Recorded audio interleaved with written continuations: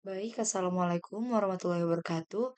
Perkenalkan, saya Siti Nafisa Nur Alifani Hamka dengan NIM 230209501058 dari kelas PTKD Angkatan 23. Pada kesempatan kali ini, saya akan memaparkan media ajar yang telah saya buat untuk pertemuan kelima pada mata pelajaran dasar-dasar animasi dengan topik animasi dan aspek ketenagakerjaan di industri kreatif. Nah, media yang saya pilih ini saya sesuaikan dengan tujuan pembelajaran serta langkah-langkah yang telah dirancang dalam RPP yang telah saya buat sebelumnya, sehingga pembelajaran dapat berlangsung secara lebih terarah, menarik, dan mudah dipahami oleh peserta didik. Adapun media ajar yang pertama saya buat itu adalah PPT. Jadi PPT ini digunakan sebagai media utama eh, dalam menyampaikan materi. Nah, PPT berisi penjelasan mengenai animasi dan aspek ketenagakerjaan di industri kreatif. Eh, Profesi di setiap ini struktur kerjanya mulai dari tahap praproduksi, produksi, dan pasca produksi. Kemudian ada beberapa contoh job description-nya, skill yang dibutuhkan di industri animasi, software yang digunakan, dan ada diagram people animasinya. Nah, kemudian untuk media ajar yang kedua itu saya membuat lembar kerja peserta didik atau LKPD yang digunakan untuk kegiatan kelompok. Jadi LKPD ini adalah LKPD kelompok yang saya gunakan untuk sebagai elaborasi. Jadi melalui LKPD ini siswa dapat menganalisis salah satu tahap produksi animasi dan di sini saya eh, memberikan tugas untuk membuat mind mapping atau bahan digital menggunakan Canva, PowerPoint atau kertas yang diperlukan terkait profesi yang terlibat. Jadi media ini mendukung pengembangan kemampuan berpikir kritis, kreatif, dan kerjasama karena ini LKPD LKPD kelompok sebagaimana yang diharapkan pada kegiatan inti di RPP yang telah saya buat sebelumnya. Kemudian media ajar selanjutnya itu ada rubrik penilaian. Nah, rubrik ini digunakan untuk menilai presentasi dan hasil kerja kelompok dari LKPD tadi. Jadi rubrik ini menyangkut dari ada aspek penilaiannya dari produk mind map, kerja kelompok, produk mind map, terus ada presentasi kelompok. Jadi penggunaan rubrik selaras, ada juga rumus penghitungannya. Kemudian rentang predikat, ini format rekap nilainya. Jadi penggunaan rubrik selaras dengan kerjasama penilaian kinerja yang tercantum pada RPP. Kemudian ada quizzes. Jadi quizzes ini digunakan sebagai asesmen formatif pada akhir pembelajaran.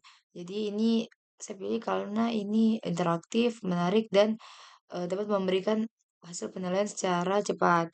Jadi quizzes ini berfungsi untuk mengukur tingkat pemahaman siswa terkait materi yang telah dibahas. Ya, kemudian di sini em, quizesnya ini berupa 10 pilihan ganda dan 5 esai.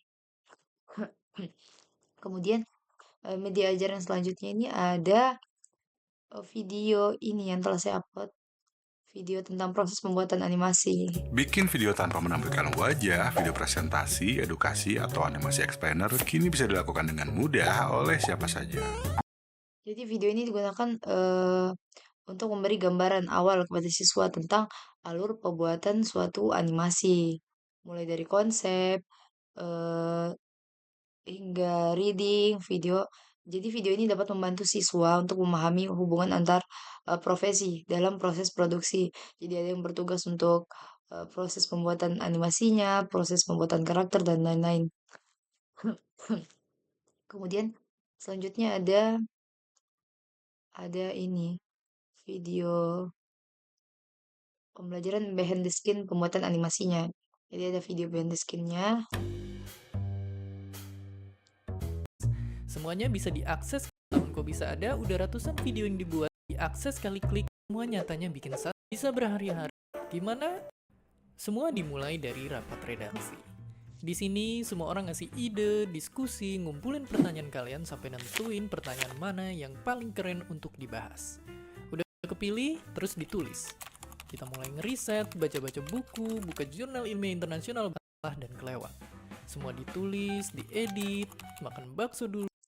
Nah, jadi dari video behind the skin-nya ini menunjukkan kegiatan nyata di studio dalam proses pembuatan animasi.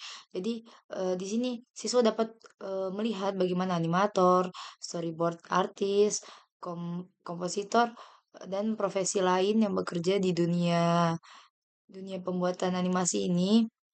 Jadi video ini dapat menambah wawasan baru bagi siswa eh, sesuai dengan tujuan RPP yang telah saya berikan, yang RPP agar pembelajaran lebih relevansi dengan dunia kerja.